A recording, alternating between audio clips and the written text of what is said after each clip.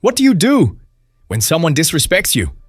Do you walk away, pretending it doesn't matter? Do you forgive them? Turn the other cheek? Or do you respond with something far darker? Silence. One beat. Because Machiavelli didn't believe in forgiveness. He believed in consequences. Brutal ones. Permanent ones. In his world, you don't get respect by asking for it. You take it. And if someone dares to test you, if someone tries to humiliate you, mock you, disrespect you, you don't respond like a victim. You respond like a prince. A calculating, patient, unmerciful ruler who doesn't strike twice. He strikes once. Hard. And it ends there. Niccolò Machiavelli wrote The Prince over 500 years ago. A manual on power, war, manipulation, and fear. And buried in those ancient pages is a simple, terrifying truth. It is better to be feared than loved if you cannot be both. Because love is temporary, fear is permanent, and when someone disrespects you, you have two choices. You can try to win them back, or you can make sure they never try it again. Before we go deeper into the most brutal, psychologically ruthless way to respond to disrespect, take a second. If you're tired of being disrespected, overlooked, silenced, this channel is your weapon. Subscribe, like, and comment "No more mercy" if you're ready to stop being the prey and become the predator. Now, let's talk about the art of ruthless response and why Machiavelli would never recommend anger, shouting, or begging. He would recommend something much colder, much quieter, much more final. Let me tell you a story. There was once a man, a noble, respected, quiet, smart. He had land, wealth, and even enemies who feared him. But one day, a rival lord publicly insulted him. Not once, but 3 times. Mocked his family, questioned his manhood, made sure it was all done in front of others, laughed as he walked away. The noble did nothing. People whispered, "He's lost his edge. He's weak now." Afraid? But Machiavelli would have smiled, because he would have known what came next. For weeks, nothing happened. Until one night, the rival's guards went missing. Then his shipments were stolen. Then his allies vanished. And finally, the noble invited him to a dinner, publicly, formally, like a gentleman. And at that dinner, in front of 30 witnesses, the rival's wine was poisoned. And the noble? He never flinched, never raised his voice, never admitted guilt. He just watched, as the man who mocked him died choking on his own tongue. Now let me tell you what happened next. No one ever disrespected him again. That is the Machiavellian response. Not violence, not chaos, control, precision, timing. Because the true master of power doesn't react emotionally, he reacts effectively. Disrespect is not something you react to. It's something you punish, quietly, so that the lesson echoes louder than any shout. Machiavelli teaches this. Injuries should be inflicted all at once, so that being tasted less, they offend less. Benefits should be granted little by little, so that they may be better enjoyed. In simple words, if you must hurt someone, do it once, and so brutally that they never recover. No half measures, no second chances, no repeat offenders. Because the biggest mistake weak men make is trying to teach respect through words. Machiavellian men teach it through fear. Now, let's bring this into your world. Let's say someone humiliates you at work, in public, in front of others. You want to snap back, you want to yell. That's what they expect. Don't. Instead, nod, smile, walk away. But in your mind, a switch flips, because now they're on the list. And what comes next isn't revenge, it's strategy. You study them, you wait, you find their weakness, you sabotage their support, you wait until the perfect moment, then you expose them, quietly, in front of the same people they tried to impress. And you don't do it out of rage, you do it to send a message. Disrespect has a price, and once you show you're willing to collect that debt, you won't need to respond again. They'll never dare speak your name. This is not about being cruel, this is about survival.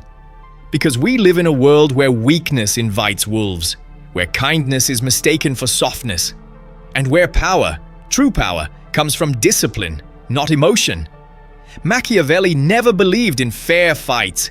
He believed in winning, because in his eyes, the only true sin is failure. So what is the most ruthless way to respond to disrespect? It's not violence. It's not silence. It's control. Control your anger. Control your face. Control the game. Let them believe you've forgotten. Let them sleep peacefully.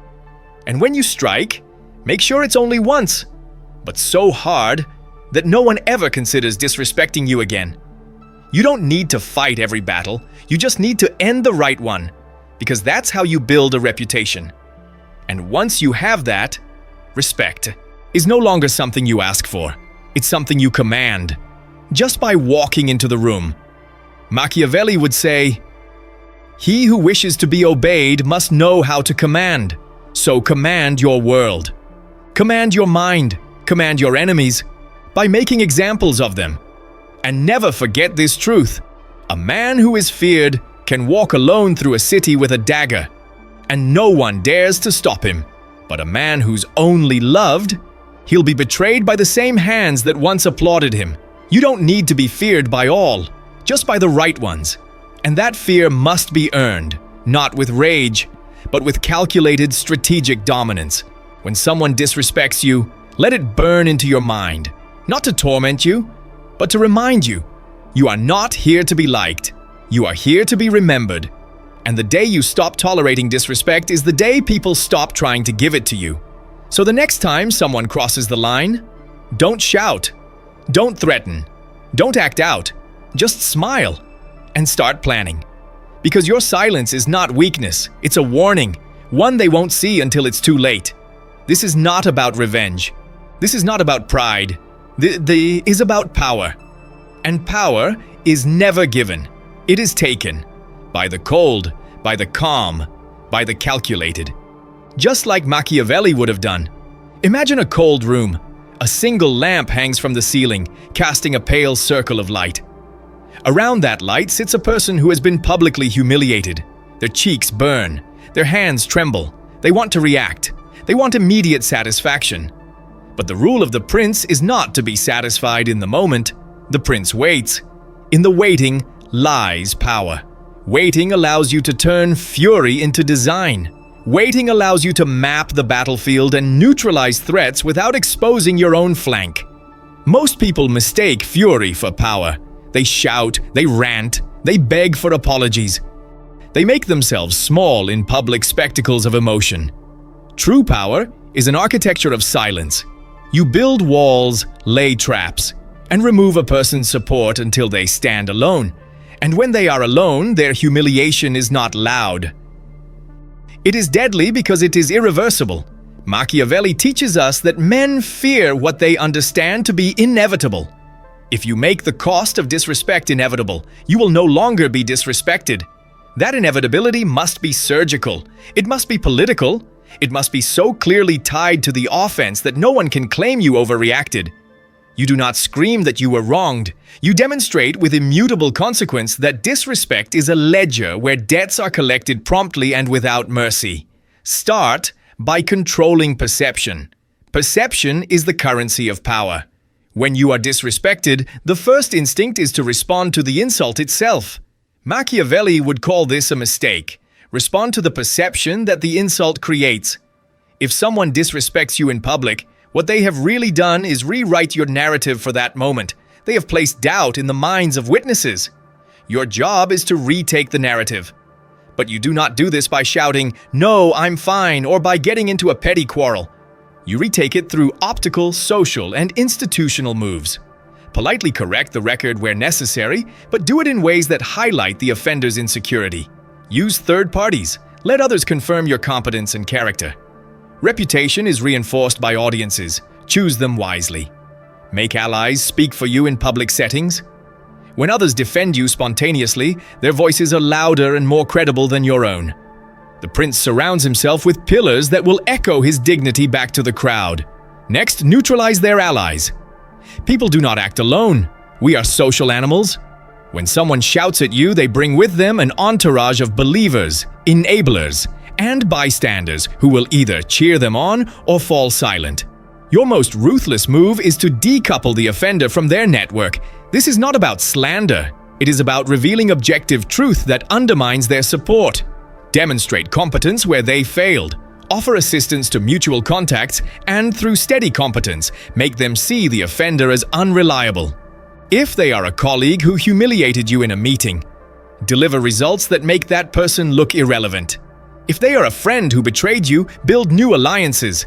The aim is to leave them isolated. Isolation is a punishment that inflicts more long-term damage than a momentary outburst of anger ever could. It makes the offender reconsider the benefits of attacking you in the first place. The rational mind prefers alliances to vulnerability. Use strategic exposure rather than petty exposure. The temptation after an insult is to expose the offender's flaws in equally humiliating ways. Call them out publicly, dig up dirt, post something vindictive. That is low-hanging fruit, but it tells a story of two people who both behave like animals. The Machiavellian route is to expose the truth in a controlled, irreversible way that aligns with institutional standards.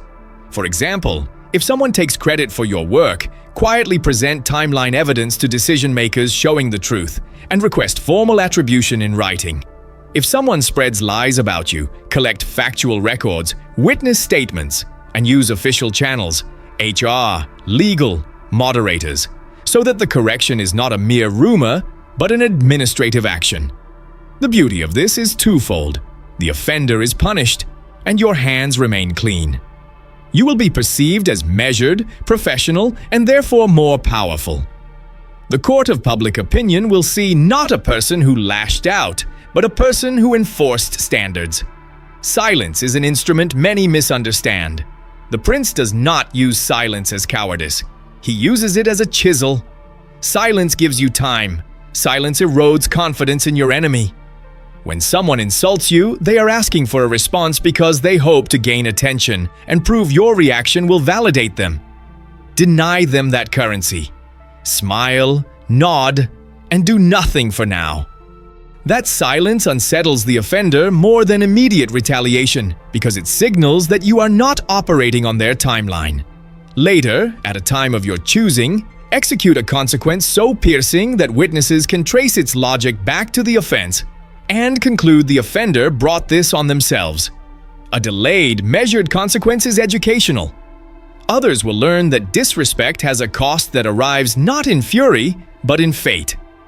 Master the art of selective aggression. Aggression need not be physical to be real. Aggression can be legal, reputational, economic, or social. The prince invests his aggression where it will yield the highest strategic payoff with the least risk. If someone disrespects you at work, the most ruthless response might be to ensure they never rise beyond a certain level. Mentor their subordinates, plant your work quietly in the rooms where promotions are decided, and make sure your results are undeniable. If someone disrespects your family, the most effective response might be to shield your loved ones with privacy and financial independence so that the offender's insults have nowhere to latch on. If someone publicly belittles you online, the most ruthless step is to convert their attack into a case study of poor judgment. Archive the interaction, craft a calm public statement that highlights the values they violated, and let social norms isolate them. Each move is surgical, targeted, and irreversible in the sense that it shapes others' perceptions permanently. Never be predictable. Predictability is the sand upon which opponents walk. It allows them to craft ripostigs. The prince must be unreadable. Let your rival think they understand your psychology. Then change the rules. If you have always responded with paperwork, respond once with social exposure.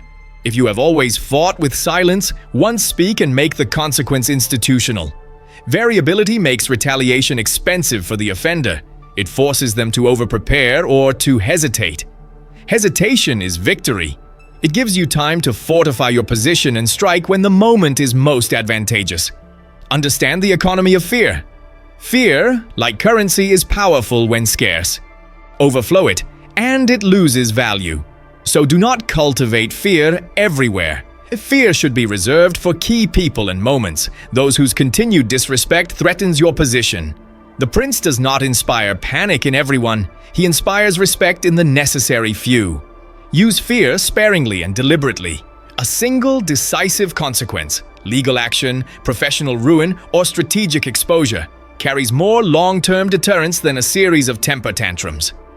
People will calculate the cost before they act. When the price is certain and steep, fewer will tempt fate. The most ruthless strategy also understands timing.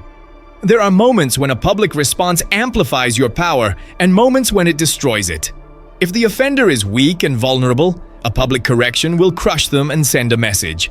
If the offender is strong and has powerful allies, an impulsive public strike could brigade retaliation. Assess their web of support and strike where their defenses are thinnest. Timing is the difference between the prince's surgical scalpel and a child's kitchen knife. Strike when allies are absent, decision-makers are receptive, or when the offender has just overextended. A good predator waits for prey to stumble. Use economics to sanction. Wealth is still the engine of social leverage. If the offender relies on certain markets, patrons, or income streams, use influence to make those pathways less accessible. This is not about stealing or committing fraud. It is about redirecting legitimate opportunities. Offer your skills, networks, or resources to those decision-makers who matter. Help them understand why trusting you is safer and smarter than trusting the offender. In many organizations, economic reliability trumps swagger and noise, provides certainty. The offender will then be pushed to the margins because they cannot offer what you can. Dependable value. Cultivate a persona of moral clarity. People respect those who seem principled, especially in ambiguous social landscapes. If you can align your response with universal values, fairness, transparency, competence, you will frame your retaliation as a defense of the group, not a personal vendetta. When others interpret your actions as protecting shared norms, they will back you, even if they privately disliked you. This is Machiavellian in its purest sense. Use morality as a shield while you consolidate power. The prince does not pretend to be a saint. He knows how to make his actions appear righteous. Record everything. In the digital age, documentation is your strongest ally. Keep careful, time-stamped records of meetings, messages, and interactions. If a colleague insults you, keep emails and transcripts. If a friend betrays you, keep evidence of commitments. Documentation transforms subjective narratives into objective facts. When you present a factual archive, the opponent's accusations collapse because they cannot compete with ink and timestamps. Machiavelli would have loved paperwork. It turns rumor into proof and gives your strategic moves legitimacy. Practice contained retaliation. The most savage punishments are those that are proportional yet devastating in outcome. You do not ruin a person who can be useful. You remove their capacity to harm you. Think in terms of function. Remove the offensive instrument, not the person. If they humiliated you through their role, ensure they cannot access that role again. If they humiliated you through words, ensure their words cannot find ears. By creating counter-narratives, by fostering loyalty elsewhere, by making their platform less relevant. This achieves maximum deterrence with minimal collateral damage. The prince preserves resources and recycles them for more important wars. Know when to forgive publicly. This is perhaps the most counterintuitive and most effective Machiavellian tactic. Forgiveness, performed at the right moment, can be a weapon. Public forgiveness after a clear, private punishment creates bewilderment and dramatizes your magnanimity. It makes you appear larger than the offense and paints the offender as a supplicant. People admire the prince who can punish and then rise above. Careful, though. Forgiveness must come after consequence, not before. If you forgive without having collected a price, you will be mocked as weak. If you forgive after the punishment is administered, your position becomes sacrosanct. Avoid moral delusions. Do not tell yourself you are above manipulation. Machiavellian strategy works because human beings are predictable. We respond to incentives, shame, and power. Use that to your advantage without pretending you are doing evil for noble reasons. Be honest about your motives, protection, reputation, survival. Honesty sharpens decisions and prevents the softening that arises from self-deception. A prince who lies to himself is quickly undone. Study your enemy's psychology. Every person has thresholds, points at which they break, bargain, or beg. Identify those thresholds and create environments where their breaking point aligns with your objectives. If someone is driven by status, withdraw it incrementally until they crave it enough to behave. If someone is insecure about competence, let your results speak in places that matter to them. Psychological pressure is a scalpel, not a hammer. It forces choices. The best strategists do not guess. They observe, test, and adjust. Never overplay your hand. The most common downfall of anyone who practices ruthless strategy is hubris. After a decisive victory, the prince feels invincible and begins to punish small slights, to micromanage, to appear petty. This erodes legitimacy. Your power should be like a clean, well-maintained weapon, used sparingly and efficiently. If you punish everything, you will run out of allies and fear will turn to hatred. Hatred mobilizes coalitions. Fear alone isolates. The prince must calibrate restraint so that his presence is dominant, not despotic. Protect your conscience with rules. A ruthless person without rules becomes a tyrant who loses everything. Create an internal code. No physical harm, no illegal acts, no betrayals that jeopardize your long-term position. This keeps you strategically ruthless rather than destructively cruel. Rules let you act decisively and then sleep at night. They also help you maintain public moral cover. When others ask, you can say, "I did not break the law, I enforced standards." That distinction matters. Remember escalation control. Make sure every step you take escalates proportionally. Start with documentation, move to private pressure, then to institutional measures, and only escalate further when those steps fail. This deliberate ladder ensures your actions are defensible and that you preserve moral and legal standing. Most importantly, escalation control forces the attacker to either stop early or reveal themselves as irrational, someone the group will avoid. Use narrative to your advantage. Humans are story-driven. Craft the narrative that frames the disrespect as not only personal, but as an ethical breach that endangers the group. When you narrate correctly, third parties will act not out of loyalty to you, but out of self-preservation. They will side with you because the story implies that by supporting you, they avoid becoming the next victim. This is perhaps the most Machiavellian trick of all. You turn fear of personal loss into a social contract that protects your status. Finally, remember the end game. Preserve and expand your power in ways that minimize unnecessary enemies. The prince operates not to crush every ant, but to build a network where the cost of attacking him is higher than any potential gain. When people calculate against you, they should see a ledger where the numbers do not add up. That is the most ruthless peace you can command, a world organized so that disrespect is too costly to attempt. In such a world, your silence is not neglect. It is a landscape of consequence. When you walk away from a confrontation now, do so with this architecture in your mind. Perception control, ally neutralization, strategic exposure, silence, selective aggression, unpredictability, economic leverage, moral framing, documentation, contained retaliation, calibrated forgiveness, self-honesty, psychological insight, restraint, rules, escalation control, narrative shaping, and an endgame that secures sustainable power. Each element is simple to understand. The mastery of them is what separates the petty from the princely.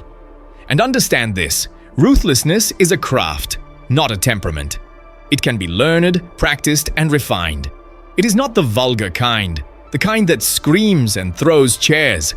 It is the cold, clinical craft of rearranging realities so that disrespect becomes an unspeakable mistake. When you master it, you will no longer be prey. You will be a force that others calibrate around. They will test the air before they speak your name. That is power. That is deterrence. That is Machiavelli with a modern suit.